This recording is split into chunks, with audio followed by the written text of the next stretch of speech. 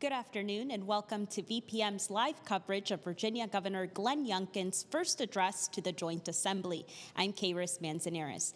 Youngkin was sworn in on Saturday, becoming the 74th governor of Virginia. He is the first Republican to win statewide office since 2009. Building on his inauguration speech, we can expect to hear Youngkin lay out his agenda and what he envisions Virginia becoming in the next 4 years. As he promised on the campaign trail, Youngkin started working on day one. After being sworn in, Governor Youngkin signed 11 executive orders, including ones banning critical race theory education in schools, ending mask mandates in schools, and COVID-19 vaccines for state employees. He also appointed a new parole board. During his term, Youngkin has said he wants to reduce taxes and has proposed eliminating the grocery tax. The governor has also stated that he wants to allocate more funding for schools and raise teacher pay. We now take you live to the House of Delegates chambers where Governor Youngkin will deliver his first address.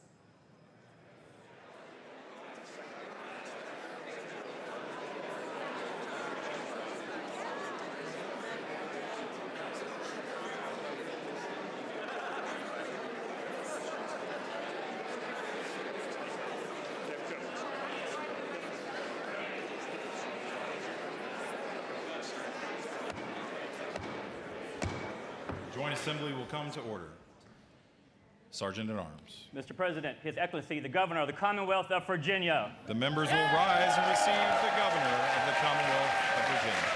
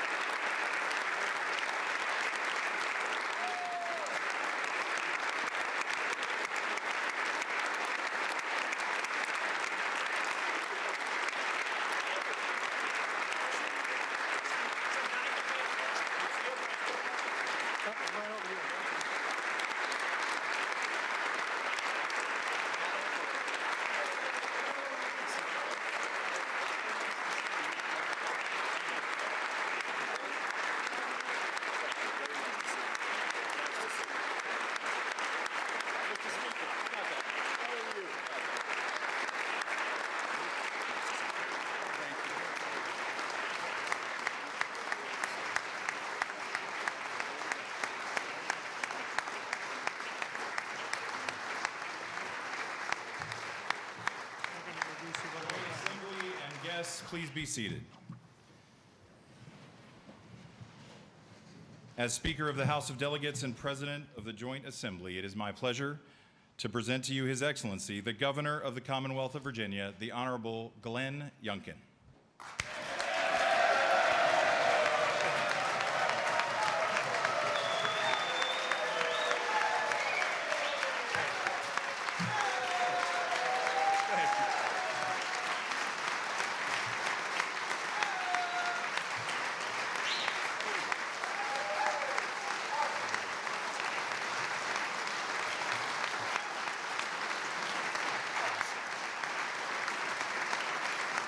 Thank you. Thank you all very much.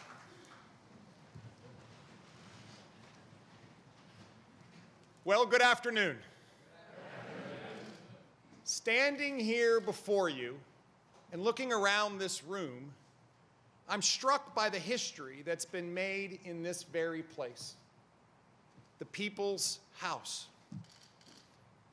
I'm also struck by the fact that the work that you do here has great consequences for the people of Virginia. And so it is today as we gather here. Mr. Speaker, Madam President, Lieutenant Governor Earl Sears, Chief Justice Goodwin, and the Justices of the Supreme Court, members of the General Assembly, and my fellow Virginians, today we begin anew, all of us, together. After years of fractured politics, a deadly pandemic, lives and livelihoods lost, soaring mental health and incidents that have woken us all up to the challenges that this pandemic has caused, including drug overdoses, rising crime rates, ever-increasing costs for housing, food, and fuel. Virginians have sent us here to turn the page. They came out in record numbers to make their voices heard. They chose a new vision for the future. Today, I want to speak to that vision and begin our partnership to address the priorities of the people. I've enjoyed getting to know so many of the members of these two legislative bodies, both Republicans and Democrats. You've invited me to your homes. You've shared meals with me. We've done community service together. And I thank you for that. We are all part of Team Virginia. And as I shared on Saturday, we can take inspiration from Dr. Martin Luther King Jr.'s life, which we celebrate today. And we can take inspiration from his words that we may have all come on different ships, but we're in the same boat now. The work we have to do together, we must start today. And there isn't a better example of people coming together on behalf of Virginia than the brave crews, the law enforcement heroes, the first responders who worked during yesterday's storm.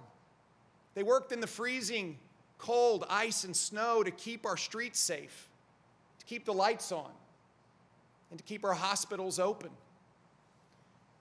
Before I speak to the work ahead, I want to recognize someone who has traveled with me every step of the way. She inspired me to live a life of faith as a younger man. She's an example of humility and strength, not just to our children, but to women across this great Commonwealth. She's the best partner I could ever imagine, our First Lady, Suzanne Youngkin.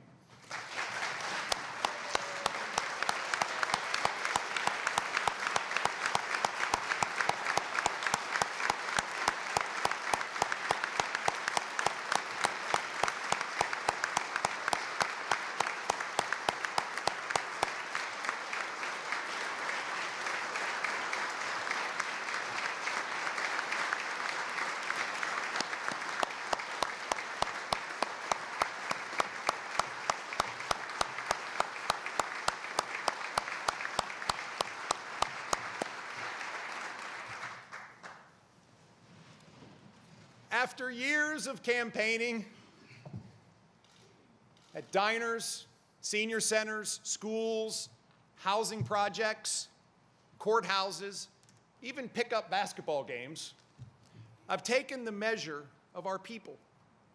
I've found them to be resilient, optimistic, and courageous. I've listened to their hopes and concerns, to their dreams and fears, their stories of inspiration and their stories of tragedy. Some cried on my shoulder. Some prayed over me. And some spoke bluntly, maybe a little too bluntly at times. Almost all expressed a desire for Virginia worthy of the ambitions of its people. I come here today to echo their clarion call for change, to form a government that works for ordinary citizens, that's a catalyst for opportunity and not an obstacle. and that addresses the kitchen table concerns of working families that are real and mounting. It's been said that all great change starts at the kitchen tables across America. You see, that's where families talk about what matters to them. It's also where parents discuss their worries. Their worries about stagnant wages in the face of rising expenses, caring for an elderly parent, which I've done twice over the last 4 years. They worry about trying to find a way to save for their children's future. I want to share with you something that I know we all have heard from voters. They're genuinely concerned that the cold halls of government are disconnected from the cold realities that families face while sitting at their kitchen tables every day. In that respect, we shouldn't misconstrue record revenue for government as economic success for Virginians. The view from the people whose labor generates those tax receipts is quite different from the talk in Richmond. They see an economy whose growth has stalled at less than 1% for the last 8 years, with household incomes stagnating over the last year as the cost of living has skyrocketed. They see declining schools. They see violent crime reports dominating the news. They see record low labor participation. They see small businesses struggling. And they see government failures and encroachments on their liberties. From the perspective of the everyday Virginia family, times are tough. And the state of the Commonwealth is not what it should be. Today we're at a proverbial tipping point where the cash flow to the government from rising tax burdens is very high. And yet the impact of high costs and high taxes and an increased regulatory burden are clearly being felt in the real economy and the real lives of Virginians. The good news is that we have the ability to course correct before this poor performance becomes permanent. With current and projected tax-driven surpluses, we can lower taxes on Virginia families and make critical investments in those key pillars to the Great Virginia Promise. The Great Virginia Promise of a lower cost of living, excellent schools, safe communities, a rip-roaring economy that lifts up all Virginians. To do that, I'm asking each of us in this body, Republicans and Democrats alike, to come together, to rise above the Richmond of division, special interest, the small and parochial, and to usher in a sweeping vision of change, and to put this Commonwealth on a pathway to prosperity.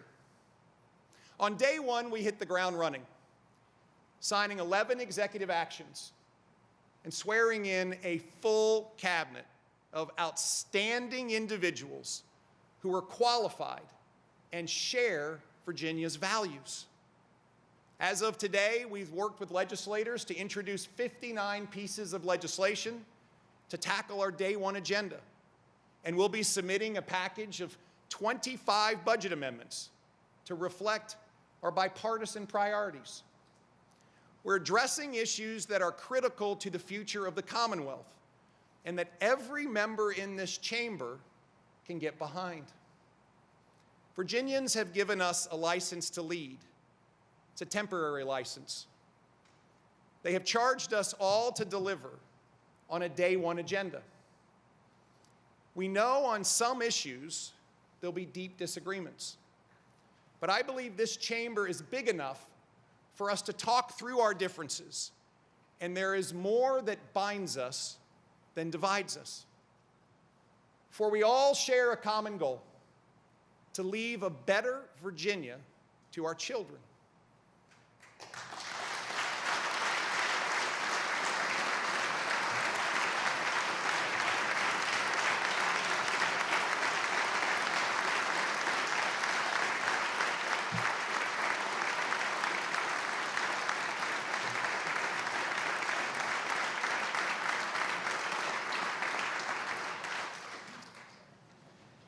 We're going to start by investing in Virginia classrooms. Education is the key to opportunity, the means by which all children and their parents can realize their greatest dreams. Virginia schools have a lofty reputation, but lately we've not lived up to that reputation. In fact, our education standards for math and reading are now the lowest in the nation. Unelected political appointees lowered standards, which inevitably led to a decline in student performance. 60% of students don't meet national proficiency standards, including over 70% of Latino students and over 80% of Black students. They're failing to meet the standard on the math NAEP tests. Remarkably, these dramatic declines, noted by the National Center for Educational Statistics, have only seen one Virginia school that was deemed failing because accreditation standards were lowered. Starting now, we're ending the accountability shell game intended to make us feel good, but amount to the often stated soft bigotry of low expectations. Let's stop cheating our kids.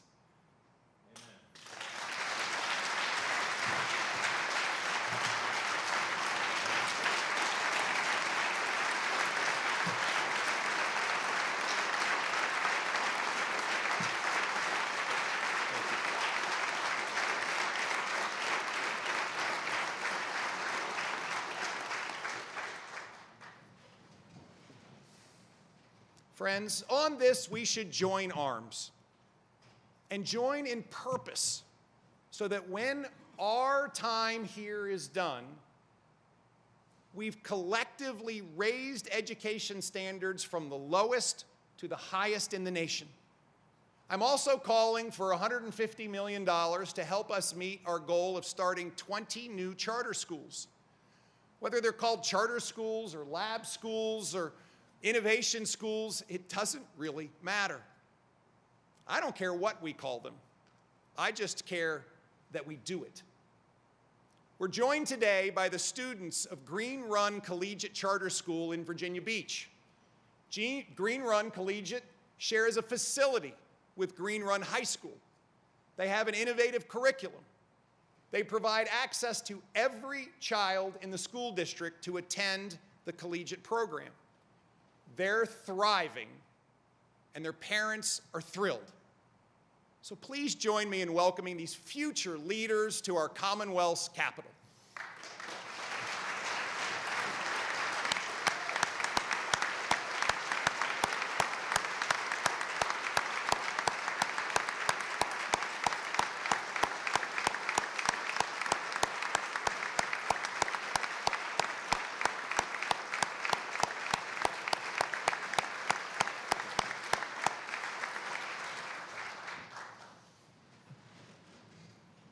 We're going to build partnerships between the Commonwealth and our great universities to create lab schools of excellence. It could be a lab school in Southwest Virginia in partnership with UVA-Wise.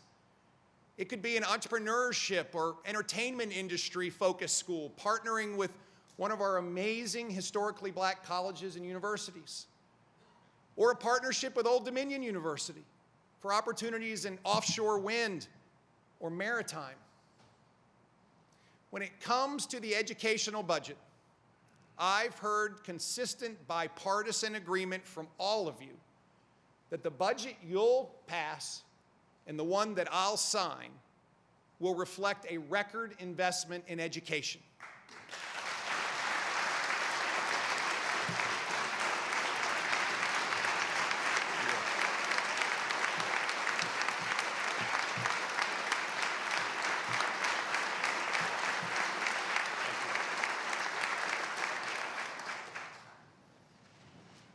And it will include a significant boost in teacher pay.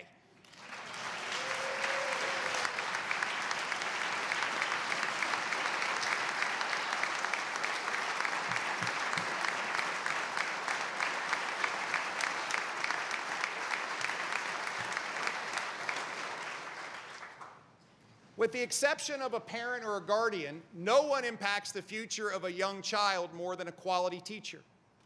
We will attract quality professionals to Virginia schools, and we will pay teachers as the professionals that they are. We must also recognize that the people most responsible for a child's education are parents. My message.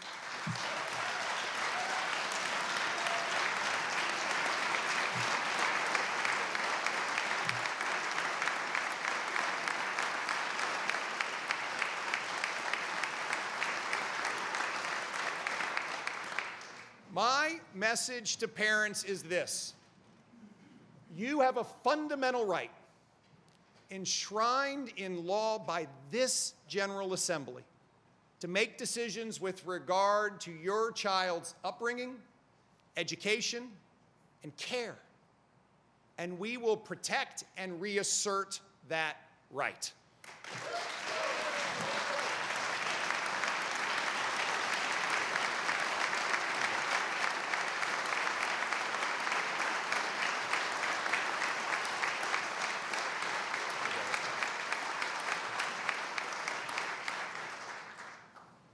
Hear me clearly. When parents are empowered and parents are engaged, a child's life is enhanced. I've heard the concerns of parents about curriculum. Virginia's parents want our history, all of our history, the good and the bad, to be taught. And they want their children to be taught how to think, not what to think.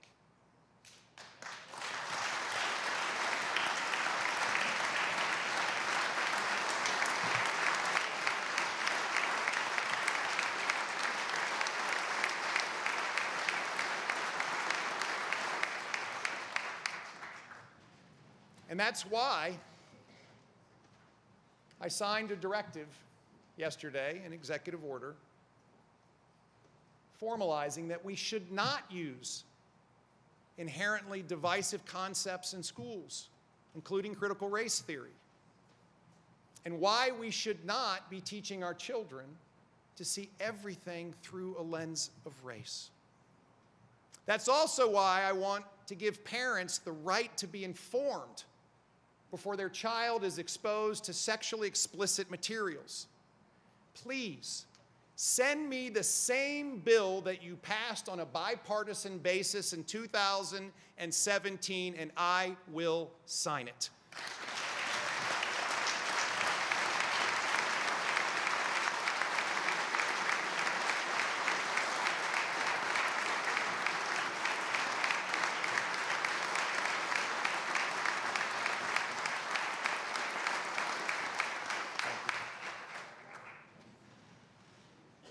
The classroom environment must be safe so that our children can learn. I'm asking members of this General Assembly to prioritize school safety by putting a school resource officer on every campus. I also ask you to join me in protecting students from sex trafficking organizations that recruit them on and off campus. Let's train educators to see the signs of trafficking and to stand in the gap for children at risk of being preyed upon.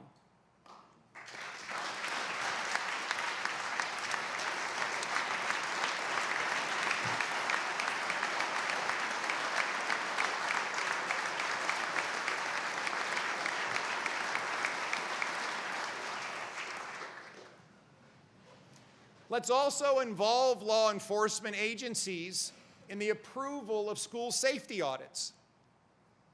And whenever someone preys upon a child in a Virginia school, we must require it be reported to local law enforcement for investigation.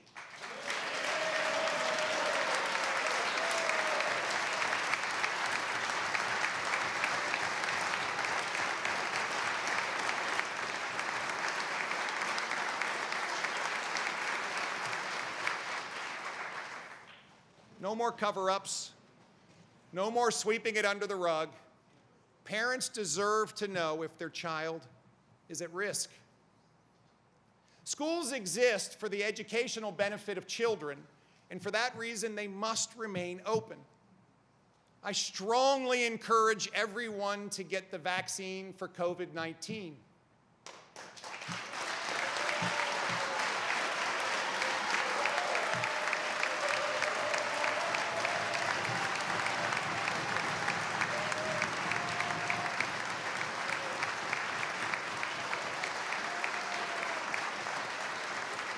And please stay standing, because I strongly encourage you to get the booster as well.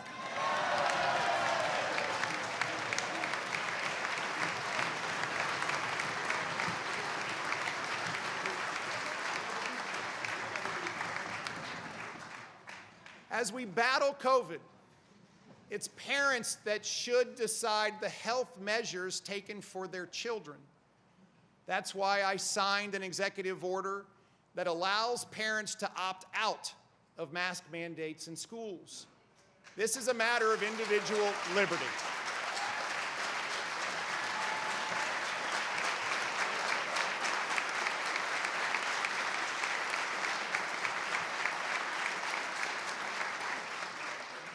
Again, this body passed a law that protects parents' fundamental right to make decisions concerning the upbringing, education, and care of their children. And healthcare workers should get to make those decisions too.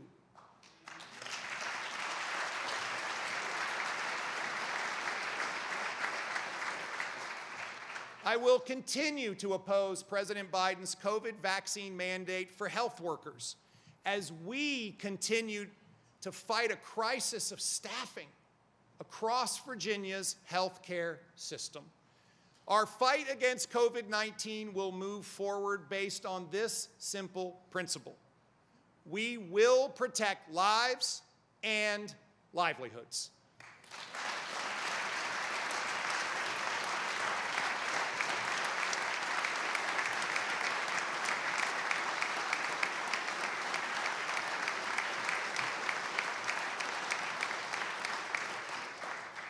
As I said on Saturday, it simply means Virginia is open for business.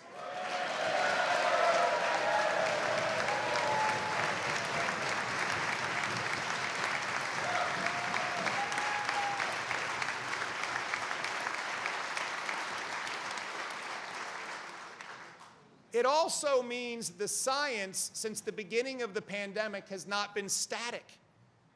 We now have therapeutics, better testing protocols, and fortunately, a less severe variant.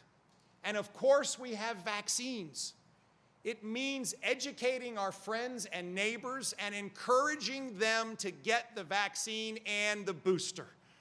There are 1.6 million unvaccinated Virginians today. And speaking to you as your governor, I'll never tell you what you must do. But speaking to you as your neighbor and your friend, I strongly encourage you to get the vaccine.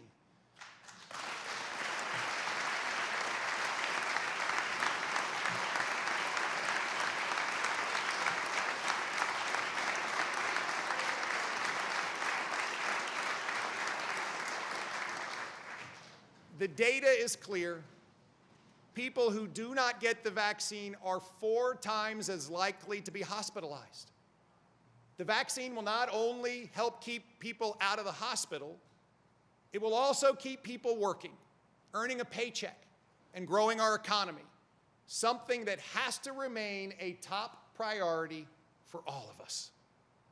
Our Day One plan will jumpstart jobs. We're going to repeal needless regulation. We're going to invest in job training. We're going to foster innovation, and we're going to win the competition for jobs and corporate relocations. I support a significant investment in megasites to make sure we don't lose. You bet. You bet.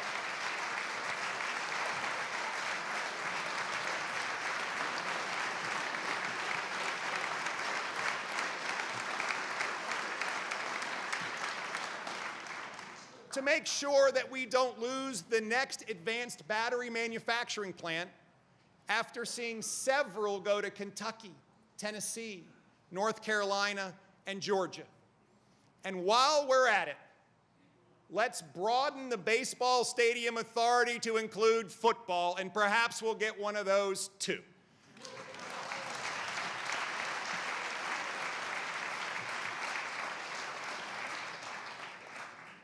I want our rural Virginians to know we're spreading prosperity far and wide, and rural Virginia won't be left behind.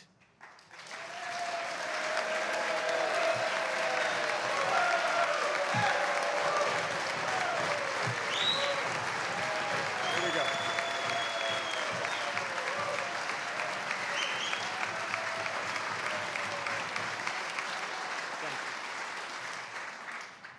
We're not only bringing jobs, we're bringing high-speed broadband. Every governor for the last decade has stood in this chamber and told you that rural broadband was a priority. This time, we're going to get it done.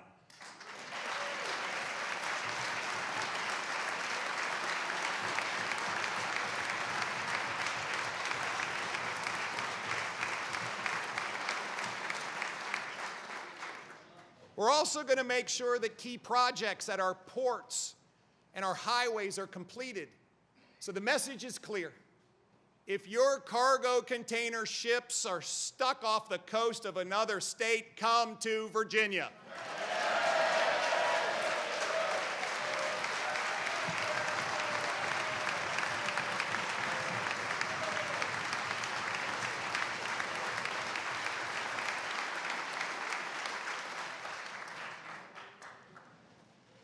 And guess what? We won't make supply chain problems worse with more regulatory red tape. And let me be clear. I believe in the fundamental right to work. And if anyone tries to bring me a bill that creates forced unionization, it will meet the business end of my veto pen.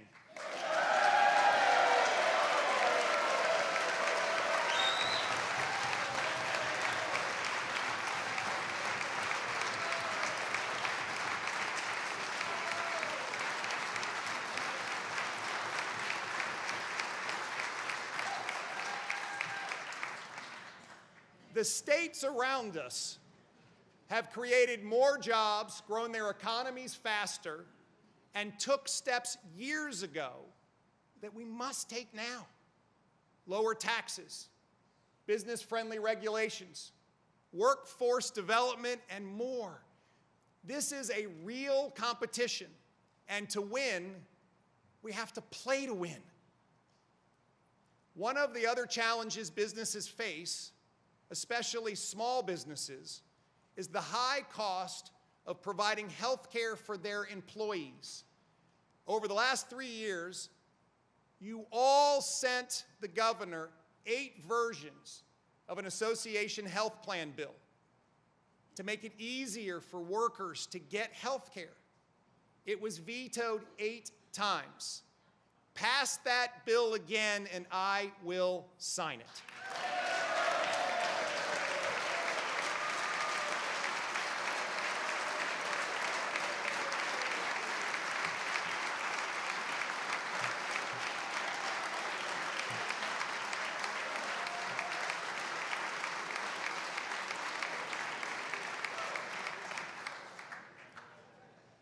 Virginians are struggling with the high cost of living. In a Commonwealth with skyrocketing housing costs, rising fuel prices, and the silent wage theft of inflation. There are economic fundamentals that we don't control here in Virginia. They must be dealt with at the federal level.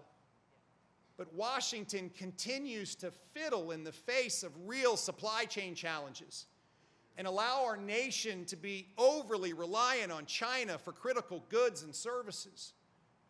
But there is one vital thing we can do to help Virginians, and that is to remove some of the tax burden added on top of rising prices for groceries, gasoline, and housing.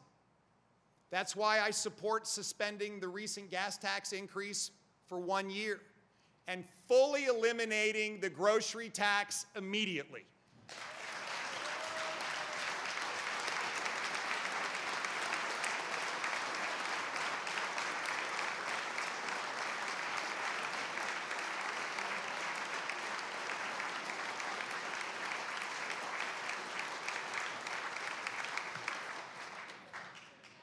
There is bipartisan support for eliminating the grocery tax, and together we will give Virginians tax relief.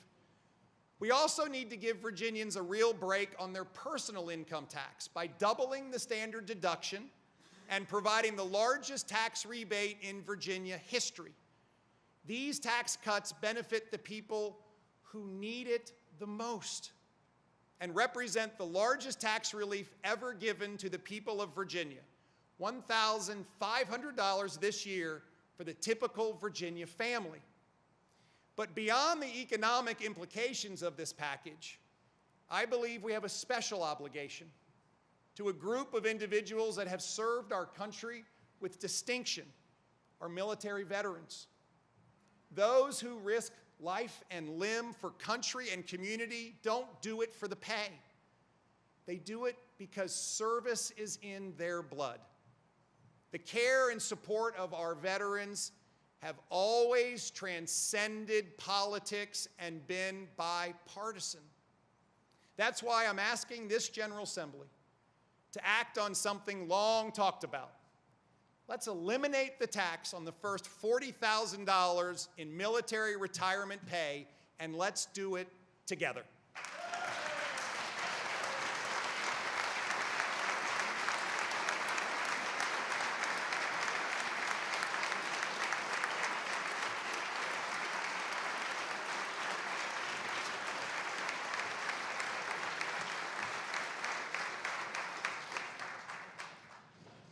Anyone who wears the uniform risks their life each day on the job.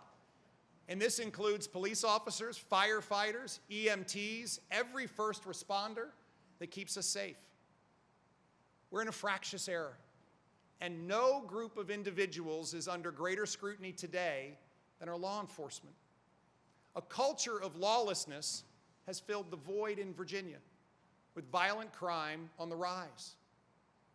In November, police officer Michael Chandler of the Big Stone Gap Police Department was violently gunned down by a vicious criminal. Incidents like this are all too common today. We'll never know the depth of this loss to his family, but we grieve with them and pray for them. In Virginia, we must stand with our law enforcement agencies. And therefore, I'm asking you to fund our police to protect our communities. Officer Michael Chandler's widow, Natasha Chandler, is also a member of law enforcement. She's a Wise County deputy sheriff who, even after losing her husband, insisted on returning to serve. She's watching this afternoon. Please join me in recognizing the sacrifice that her husband, Michael, made on all of our behalf.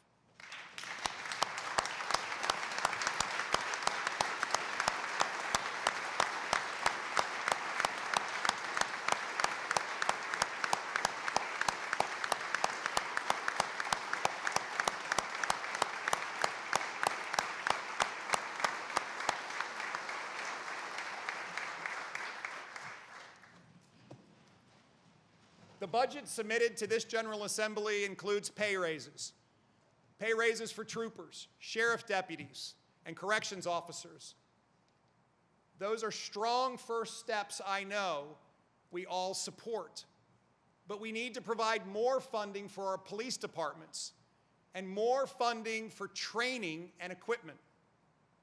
Together, we should dedicate $100 million in ARPA funds to a training and equipment grant program for law enforcement and provide capital funding for a new state police training facility. Furthermore, I'm asking you to dedicate $26 million in state funding for police departments, but only in localities that are increasing funding for their police departments. We'll also fund community violence intervention by dedicating at least $5 million to Operation Ceasefire. It's time to take down the temperature around the discussions of policing. The solution is in constructive engagement and dialogue, not inadequate funding. Inadequate funding creates more lawlessness. And when it comes to lawlessness, I want to be crystal clear. If we won't tolerate it in the communities across the Commonwealth, then we certainly won't tolerate it within a state agency. On Saturday, I fired the entire parole board.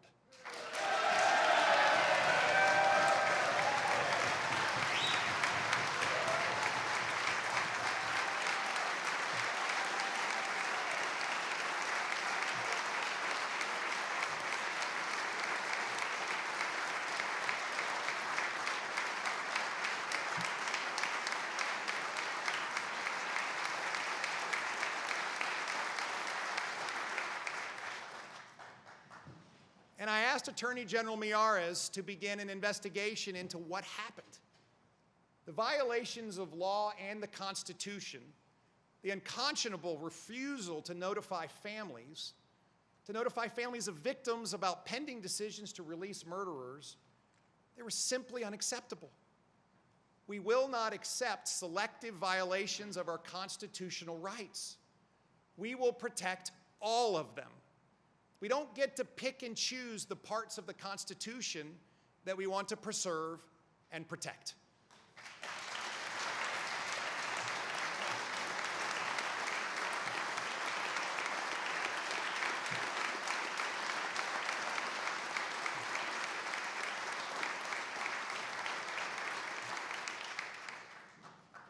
In order for our government to work for the people, we must also reform the institutions of government that fail to serve the people.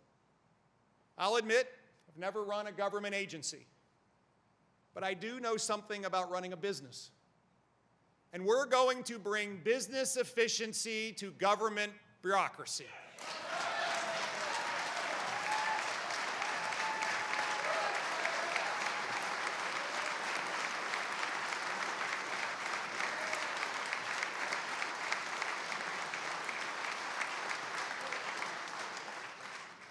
That's why I appointed a Commonwealth Chief Transformation Officer to oversee government transformation. We will make government more responsive, more efficient, and more transparent. And we'll start by fixing the Department of Motor Vehicles and the Virginia Employment Commission.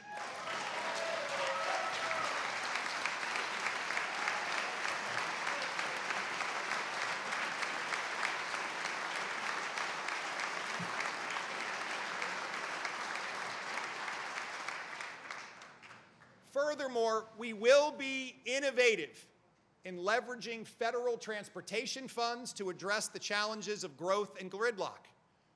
In Virginia, we are going to build roads, bridges, rail lines, utility lines. We are going to be better prepared for weather events that strain our highways and the electric grid. And we will marshal our resources to make our infrastructure the most reliable in the nation.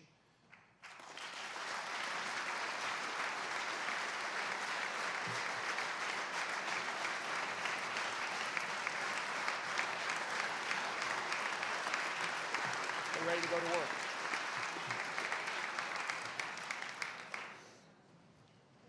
As I travel this great Commonwealth of Virginia, I remain in awe of the raw natural beauty of Virginia. The mountains, waterways, beaches, parks, farmland, livestock, vineyards, and natural resources testify to our Creator's artistry.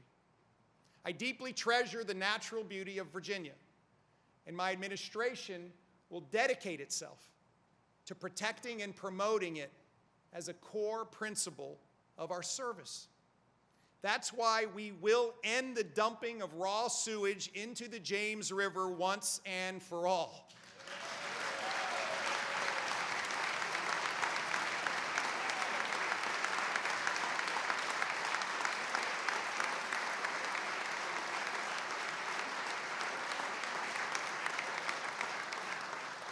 I also support fully funding best management practices on our farms in order to protect our soil and water from the Chesapeake Bay to the Jackson River. And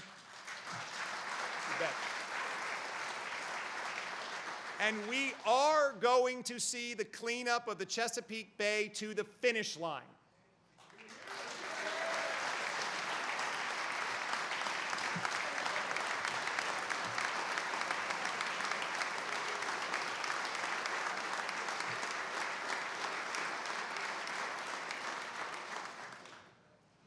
Coastal resiliency is critical to me, and it's critical to our nation because of our port and military assets in Hampton Roads.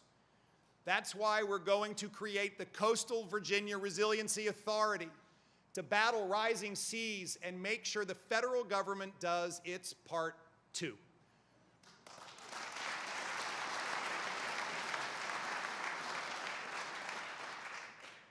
Let me state our goal. Let's work together in partnership. Let's work together to build a government as virtuous as our people, one that serves. You don't have to look too far to find examples of that spirit among the people of Virginia. I met a veteran of our military on the campaign trail by the name of Natasha Berrien. She's an immigrant.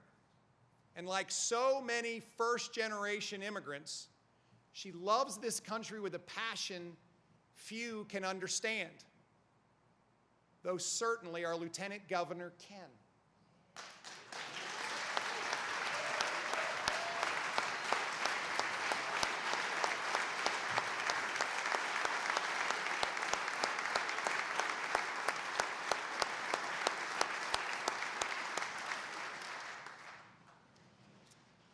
Natasha knows what life is like in other parts of the world, which is why tears flowed down her face when she told me about her journey, her pride in serving in our military, and the hopes and dreams she has for her daughter to grow up in a better America.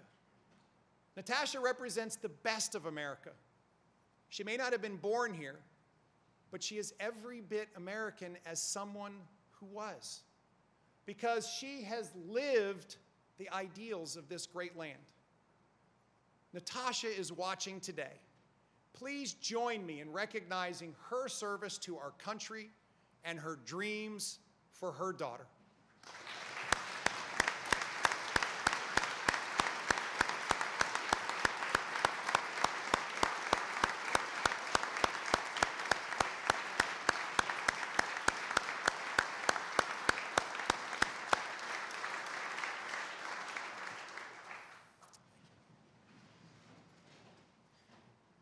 Virginia is home to heroes, many living and many who lie in eternal rest.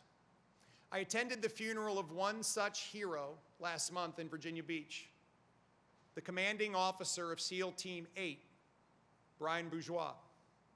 Brian could light up a room with his laugh, and he could put his subordinates at ease during the most tense moments. He gave his life in service to freedom. He left behind a wife, Megan, and 5 great children, one of which, Barrett, led us in the Pledge of Allegiance on Saturday. What price would we in this room put on freedom? For some, freedom is so precious, they would offer everything in its defense. Those of us who live in the freedom they so valiantly protect must live lives worthy of their sacrifice. Let's set aside petty divisions. Let's set aside ego and self-advancement. And let's join together to make this Virginia that we love better, stronger, freer. My friends in this esteemed legislature, I'm inspired to be with you this afternoon. And I'm inspired to be working with you to build a future of limitless opportunity and to strengthen the spirit of Virginia. Thank you, God bless you, and may God bless the Commonwealth of Virginia.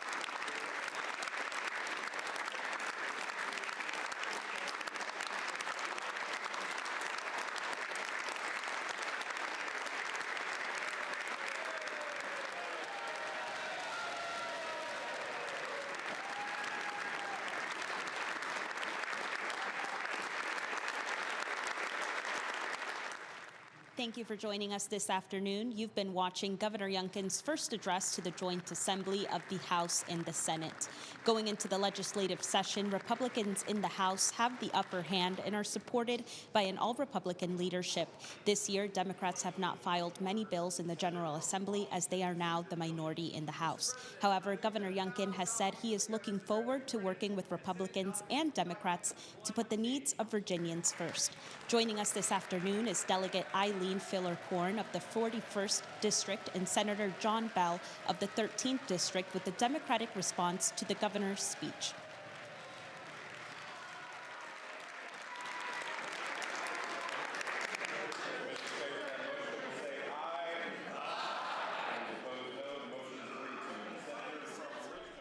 Good evening, Virginia.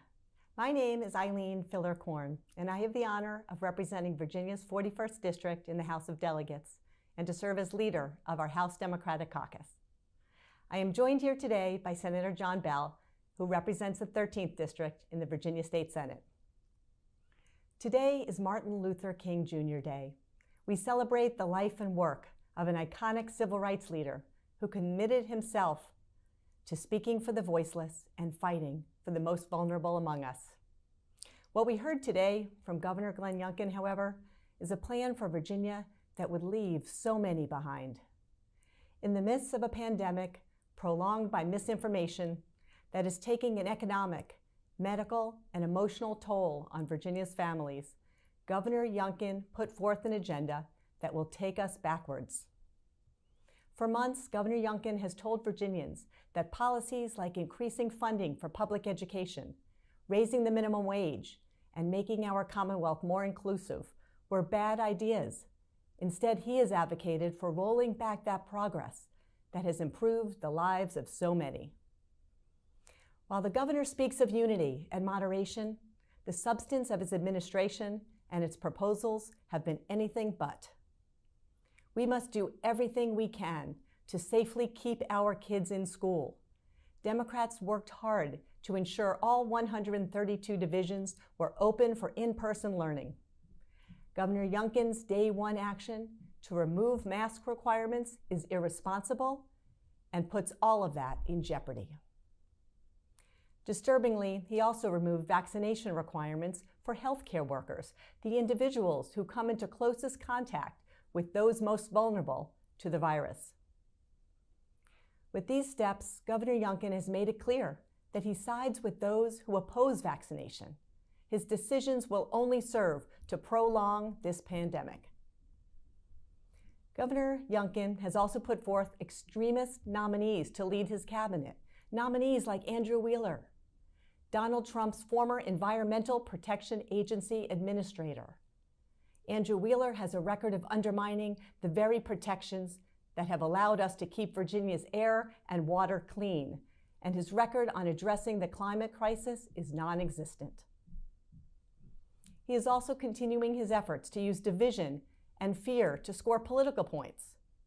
Let's tell the truth, clear and simple. Critical race theory is not taught in schools, but Governor Youngkin wants to put politics into the curriculum. Virginia Democrats have invested billions in new education funding and teacher raises over the past 2 years, including a record $2.3 billion in additional education funding in the budget that is before the General Assembly today. If Governor Youngkin is serious about improving education, he needs to leave that funding in place. As for his legislative agenda, let us look at the bills his Republican caucus have proposed so far. Bills to stop the minimum wage increase that'll benefit hundreds of thousands of working Virginians. Anti-choice measures taking women's health decisions out of their hands. Cutting early voting by over 2/3 in an attempt to curtail participation in our democracy. This is not the type of governor Glenn Youngkin promised to be on the campaign trail. But instead of middle-of-the-road solutions, we're getting extreme right-wing policy and policymakers dressed in a veneer of civility. Glenn Youngkin is out of step with the values of Virginians, and his actions speak far louder than the words we heard today. House Democrats are committed to reaching across the aisle to make the lives of Virginians better and to continue our success as the best state for business in the country. Democrats are ready to work with Governor Youngkin to provide real tax relief, but only if any tax cuts are truly to the benefit of middle-class families and those who need it the most. But sadly, the policies of the Youngkin administration so far suggest nothing but a desire to take us backward. We hope the governor will have a change of heart, but if he does not, we will stand firm to protect the progress we have made. You have my word that House Democrats will work with our partners in the Senate to shine a light and stop actions by his administration that harm Virginians. Thank you for your time today, and it is our promise that we will always stand firm for the interests of you and your family every single day. I'm Senator John Bell, and on behalf of the Senate Democrats, we congratulate Governor Youngkin, Lieutenant Governor Sears, and Attorney General Miyares, and look forward to working with them to continue the very important work of the Commonwealth. We applaud your desire to represent all Virginians and ensure everyone in our Commonwealth is treated fairly and offered a pathway to prosperity. Democratic leadership over the last 8 years has firmly established Virginia as one of the best states in the nation to raise a family, start a business, and prosper. CNBC has named Virginia as the #1 state for business 2 years in a row, and the quality of our public schools is ranked 4th in the nation.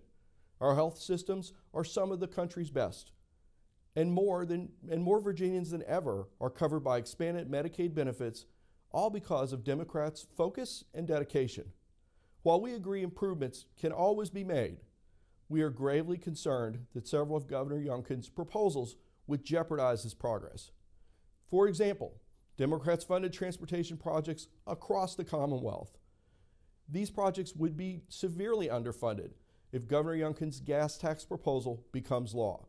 We are also concerned that renewable energy and climate change mitigations, which were enabled by the Virginia Clean Economy Act, will be abandoned.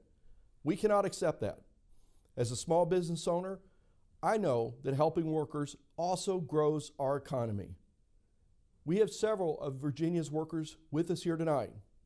Daryl Turner is a dedicated teacher in Richmond City Public Schools who now has a voice in the workplace because of collective bargaining. Anthony Salito has benefited from wage theft protection laws that Democrats passed that now protect the financial security of his family.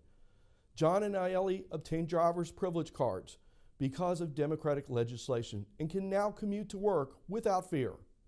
Senate Democrats will not forget Daryl, Anthony, or John and Nayeli, and will ensure nothing eliminates workers' opportunities.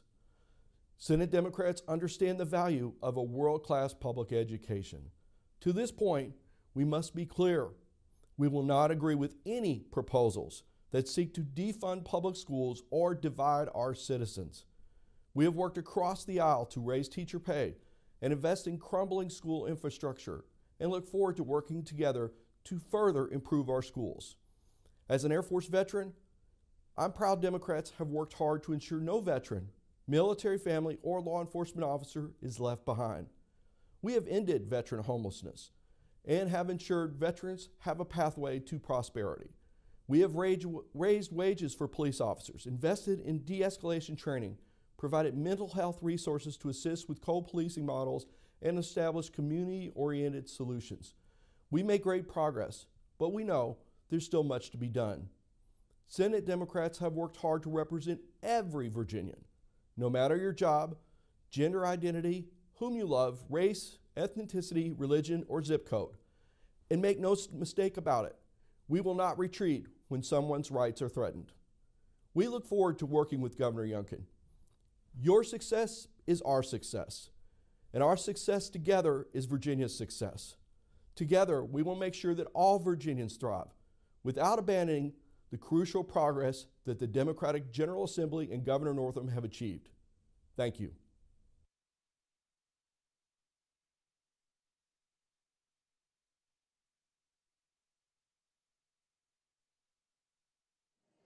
You've been watching VPM's coverage of the first address to the Joint Assembly given by Virginia Governor Glenn Youngkin. We thank you for joining us on VPM. I'm Kairos Manzanares.